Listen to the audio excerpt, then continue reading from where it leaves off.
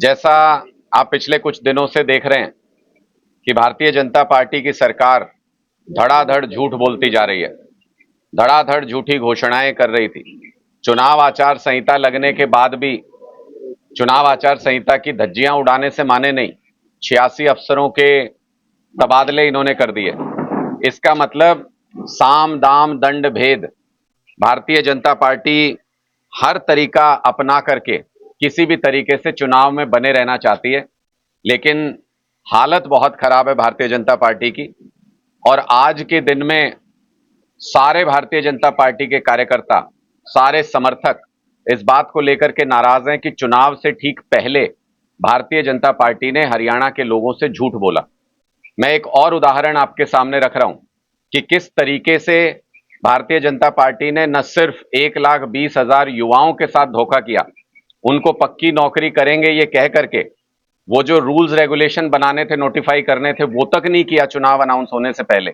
साथ ही साथ 1500 assistant professor जो अलग अलग यूनिवर्सिटीज के अंदर, अलग अलग कॉलेजेस के अंदर काम कर रहे हैं, जिनको बाकायदा योग्यता की उनका इश्तिहार निकाल करके चयन समिति द्वारा उनका इंटरव्यू लेकर के उनको भर्ती किया गया टेम्परेरी तौर पर, और 7वें वेतन आयोग के हिसाब से उनको 57,000 के आसपास सैलरी दी जा रही है।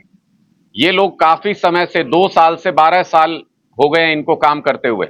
ये लोग काफी समय से इंतजार कर रहे थे कि इनको पक्का किया जाएगा। सरकार की तरफ उम्मीद लगाए देख रहे थे कि इनको परमानेंट जॉब इनकी की जाएगी, क्योंकि 10-10 साल, 12-12 साल काम करते इनको हो गए। बार बार इनके डेलीगेशन ने हमसे भी मुलाकात की है, सरकार के अधिकारियों से, नेताओं से भी मुलाकात की है, मुख्यमंत्री के पास भी इनके डेलीगेशन ने अपना रिप्रेजेंटेशन दिया है। लेकिन उसके बावजूद भी आप देखिए कि भारतीय जनता पार्टी को जब झूठ बोलना था, झूठ में भी इनका कोई साझा, इनका कोई दिलासा नहीं दिया भारतीय जनता पार्टी ने, और एक अपर लिमिट रख दी। कहा कि 50,000 से ऊपर अगर कोई कच्चे कर्मचारी की तनख्वाह है तो वो इस स्कीम से बाहर हो जाएगा, उसको हम सुरक्षित नहीं करेंगे, उसको हम पक्का नहीं करेंगे।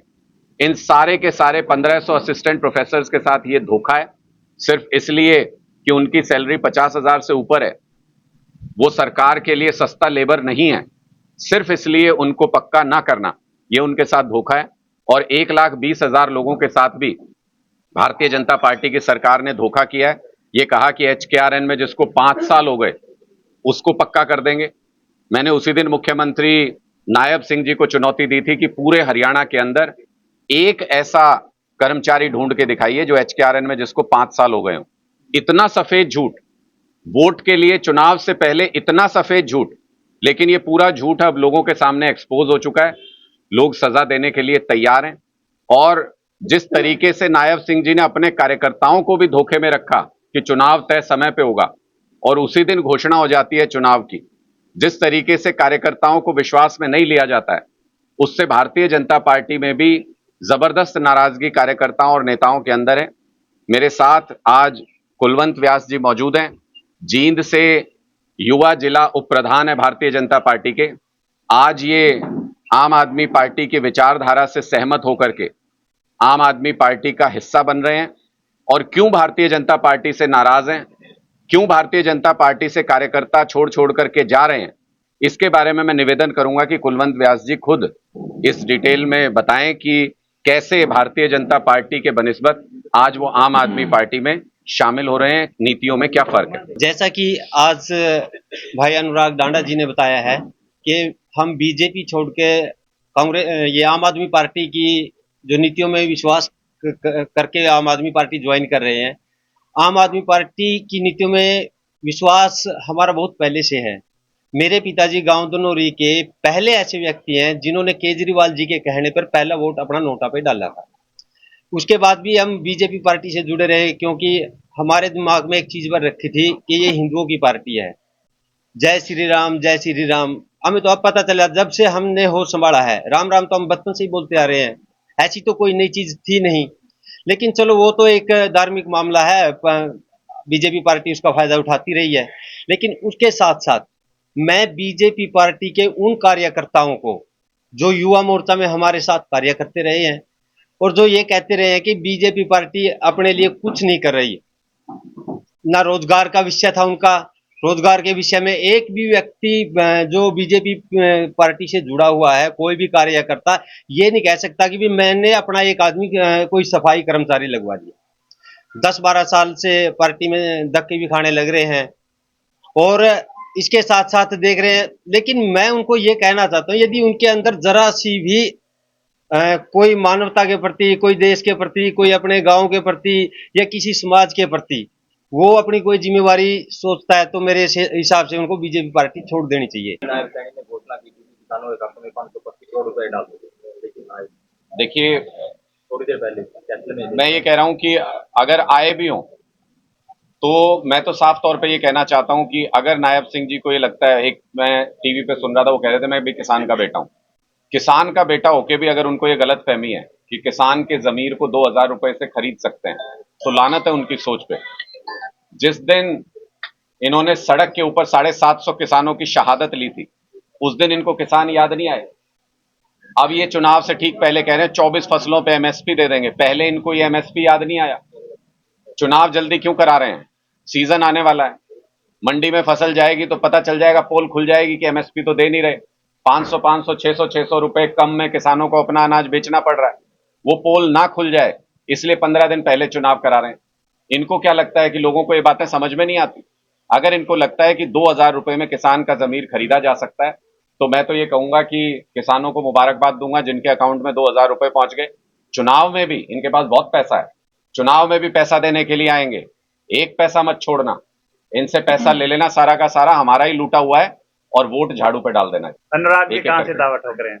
देखिए, कोई दावा ठोकने के लिए नहीं, हम लोग यहाँ टिकट या किसी पद के लालच में तो पार्टी में आए नहीं।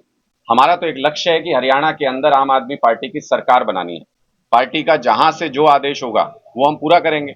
जिस तरीके से लोकसभा चुनाव के अंदर लोगों ने आम आदमी पार्टी को 5 लाख से ज्यादा वोट दिया, वो अपने आप में इस बात को लेकर के स्टैंप है कि कांग्रेस और बीजेपी के बाद अगर कोई तीसरा विकल्प हरियाणा के अंदर है तो वो आम आदमी पार्टी है। हमारा काम है इस विकल्प को लोगों तक लेकर के जाना।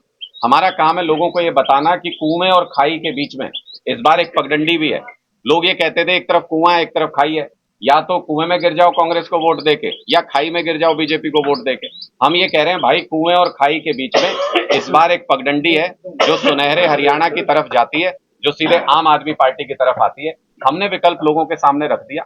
हम लोगों के पास डोर टू डोर चले गए, 15 दिन में 45 रैलियां कर दी। अब लोगों का काम है, जनता का काम है कि वो क्या निर्णय लेते हैं। लोकतंत्र में जनता सर्वोपरि है। पंजाब में आपकी सरकार खुल के क्यों नहीं बोलती कि पानी देंगे नहीं? देखिए, मैं बिल्कुल, ये सवाल मुझे लगता है कि जब इस बार पॉलिटिकल पार्टी मैदान में जाएं तो लोगों को ये सवाल पूछना चाहिए। ये जो बार बार एसवाईएल का मुद्दा उठाती हैं सारी पार्टियां, लोगों को ये सवाल पूछना चाहिए। इस बार जो भी वोट मांगने के लिए उनके पास आए, लोगों को ये पूछना चाहिए कि आप लोगों की जब पंजाब के अंदर, हरियाणा के अंदर और केंद्र के अंदर कांग्रेस की सरकारें रही, कई बार रही, लोगों को ये पूछना तो चाहिए भाई दर्द क्या था। 3 लोगों को कमरे में बैठ के डिसाइड करना था, किया क्यों नहीं? पानी दिया क्यों नहीं? एडजस्ट क्यों नहीं किया किसको कितना पानी मिलना चाहिए? नहीं किया क्योंकि राजनीति करनी थी। बीजेपी को भी ऐसा मौका 2-3 बार रिसेंटली भी मिला है, जिसमें पंजाब में भी अकालियों के साथ उनकी सरकार थी, केंद्र में भी उनकी सरकार थी, हरियाणा में भी उनकी सरकार थी। बंद कमरे में बैठ के मोदी जी चाहते वो फैसला हो जाता, किया क्यों नहीं? इसका मतलब उनको भी राजनीति करनी थी इस मुद्दे के ऊपर। मोदी जी 2019 में हरियाणा में आए थे, रैली में ये कह के गए थे 70 साल से पानी बह के पाकिस्तान जा रहा है, ये देश के हिस्से का पानी। बोले मोदी इस पानी को रोकेगा। मैं ये पूछना चाहता हूं, 5 साल भी बीत गए, अगली वोटिंग भी हो गई, मोदी जी कोई एक बूंद पानी रोकी? या दुश्मन देश में पानी जा सकता है, लेकिन पंजाब, हरियाणा, राजस्थान को आप लड़वाते रहोगे पानी के लिए आपस में? ये सारे सवाल जनता को पूछने चाहिए। आम आदमी पार्टी को अभी ऐसा मौका नहीं मिला, ये बातें आपस में बातचीत करके सुलझाने की है। केंद्र सरकार दखल दे तो अभी भी सुलझ सकती है, लेकिन मोदी जी मीटिंग में आने को तैयार नहीं। अरविंद जी ने खुला निमंत्रण दिया कि 15 मिनट दे दो चाय पीने के लिए, हम ही चर्चा कर लेंगे कैसे इस पे समाधान निकालना है। मोदी जी ने 2 साल हो गए, आज तक वो 15 मिनट नहीं वो निकाल पाए। विदेशों में घूमने के लिए उनके पास समय। तो हमारा स्पष्ट तौर पे ये कहना है कि सबको मौका दे के देख लिया। ये चौटाला यहाँ कुरुक्षेत्र में चुनाव लड़ रहे थे, कह रहे थे हरियाणा हमने बनाया, हरियाणा हमने बनाया। मैं ये पूछना चाहता हूँ, जब मकान बनाते हैं तो पानी की पाइप तभी लगाते हैं या 10 साल बाद पानी की फिटिंग कराते हैं उसमें। अब हरियाणा, भाई तुमने हरियाणा बनाया था तो पानी लाना भूल गए थे क्या उस टाइम पे? तो इन सारे लोगों को लोगों ने जांच परख लिया, सबको मौका मिल चुका। एक मौका इस बार अपने बेटे हरियाणा के लाल अरविंद केजरीवाल को इस बार लोगों को देना चाहिए। आप देखिएगा कि हमने गूढ़ समस्याओं का समाधान दिल्ली में भी किया है, पंजाब में भी किया है, हम हरियाणा की समस्याओं का भी समाधान करेंगे। अनुराग जी, आखिरी सवाल है। लोगों में चर्चाएं हैं कि सीएम नायब सैनी करनाल की बजाय कैथल से चुनाव लड़ेंगे। स्वागत है, जमानत जब्त करानी हो तो कैथल का सौभाग्य होगा कि नायब सिंह जी की जमानत जब्त करा के भेजेंगे। कांग्रेस कह रही है कि ये जो चुनाव होगा बीजेपी और कांग्रेस के बीच का चुनाव है, ये बाकी तीसरी कोई पार्टी नहीं है। ये निश्चित वोट काटू पार्टी बोल रहे हैं। निश्चित तौर पे उनका स्वागत है। दिल्ली में भी यही बोला था, फिर जीरो पे चले गए। पंजाब में भी बोला था तो आज हाशिए पे हैं वहां पे। हरियाणा में बोल रहे हैं हम फैसला हरियाणा की जनता पे छोड़ते हैं कि इनकी दादालाई तो नहीं है, ये इनकी जागीर तो नहीं है राजनीति। आम परिवारों से, आम घरों से लोग आके भी राजनीति कर सकते हैं। हम लोगों के बीच में सिर्फ तीसरा विकल्प रख रहे हैं। मैंने पहले भी कहा कि कांग्रेस को हरियाणा में 25 साल राज करने का मौका मिला। 25 साल में क्या नहीं बदल सकता? बीजेपी को 10 साल राज करने का मौका मिला, क्या नहीं बदल सकता 10 साल में? लेकिन ये लोगों को मूलभूत सुविधाएं नहीं दे पाए। 24 घंटे बिजली एक गांव नहीं बता सकते हरियाणा में जहां 24 घंटे बिजली आती है। एक गांव, खुली चुनौती है बीजेपी को। 5800 गांव बोलते हैं अपने पोस्टरों में, कोई भी नेता उनका, मुख्यमंत्री चलने को तैयार हूं, एक गांव में बता दें 24 घंटे बिजली आती है। बिजली व्यवस्था नहीं कर पाए। स्कूल में, सरकारी स्कूल एक गांव बता दो जहां पे सरकारी स्कूल में कहीं स्विमिंग पूल हो, सारे टीचर पूरे हों, बेंच लगे हुए हों, बढ़िया इंफ्रास्ट्रक्चर हो, कोई हॉकी का ग्राउंड बनाओ इंटरनेशनल लेवल का, एक स्कूल बता दो, नहीं मिलेगा आपको। एक अस्पताल बता दो जहां सारी मशीनें हो, सारे टेस्ट होते हो, वो फ्री में होते हो, दवाइयां सारी मिलती हो, एक नहीं मिलेगा आपको। अगर आप मूलभूत सुविधाएं नहीं दे पाए।